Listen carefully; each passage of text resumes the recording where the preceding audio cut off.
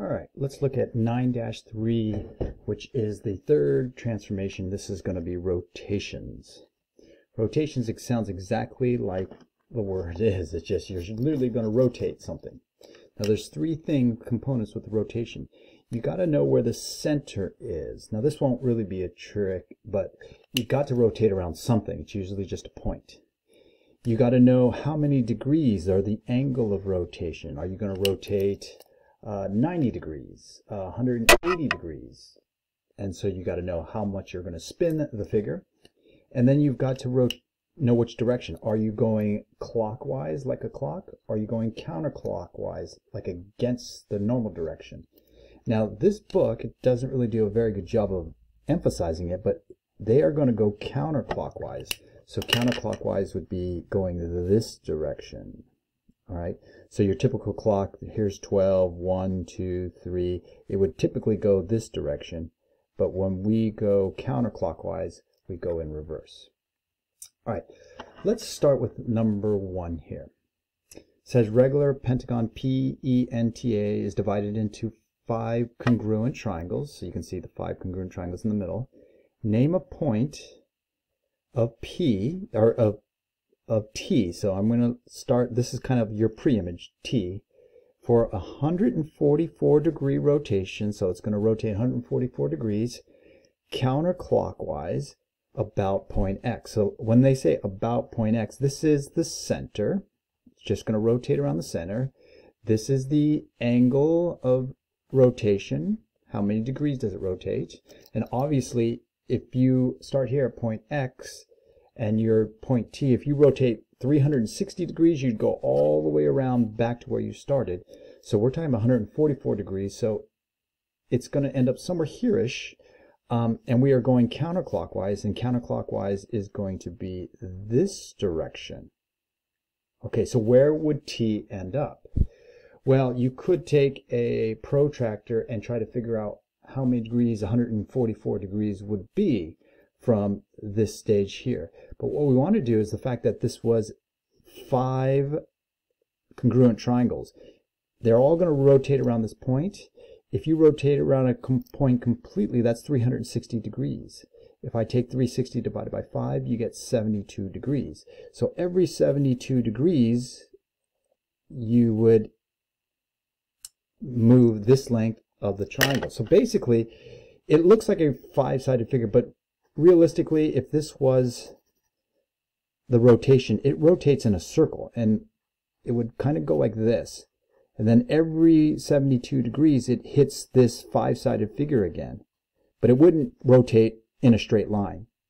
It would rotate in a circle, and then 360 degrees, it would get right back to here.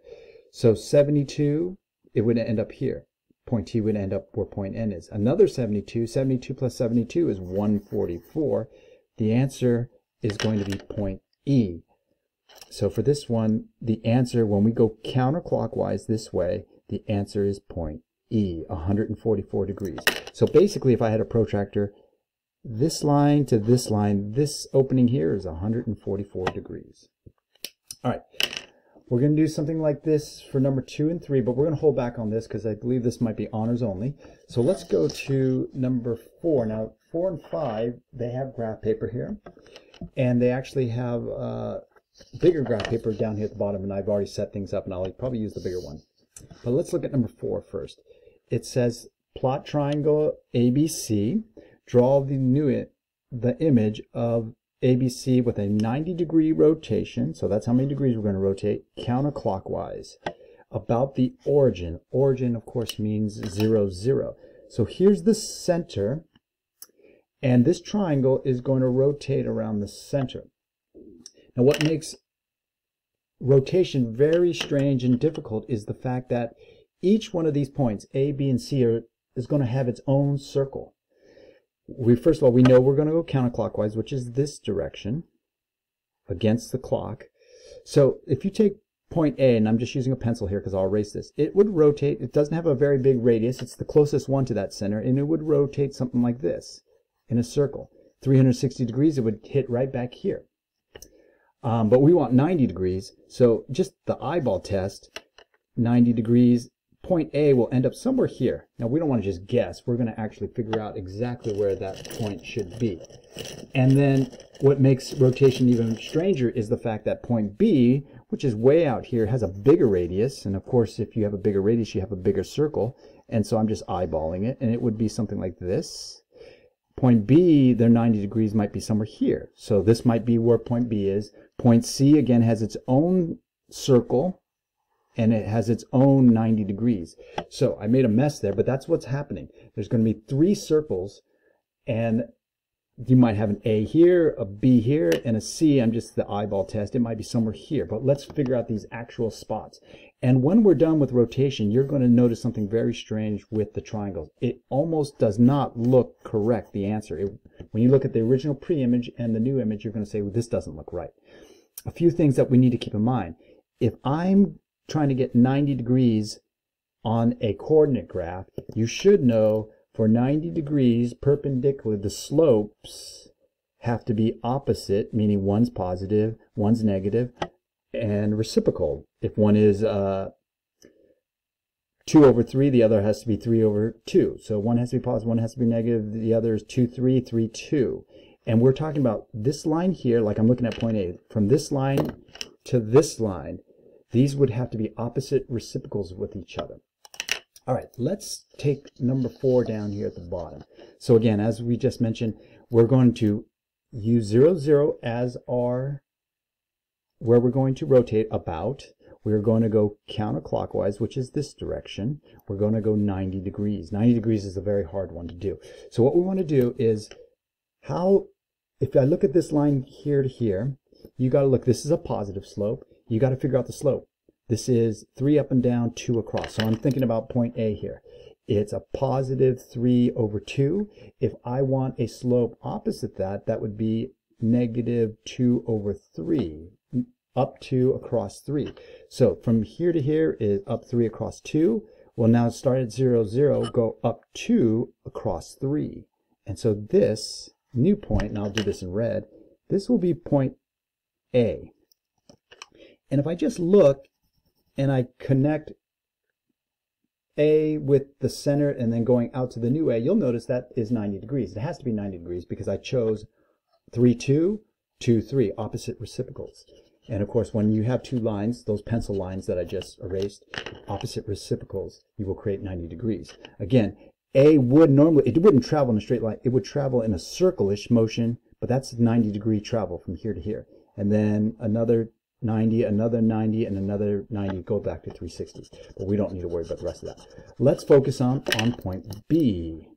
To get from point B to where you're rotating around 0, 0, this is, looks like it's going to be 6 up and down, 4 across. This if I connect it here to here, this would be a positive 6, 4.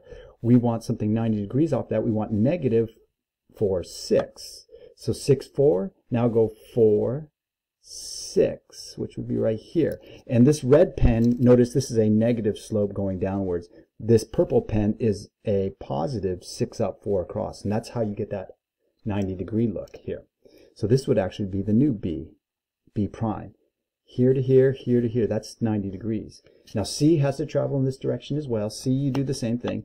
C doesn't look like it moves up very much to get to 0, 0. It looks like 1, 7.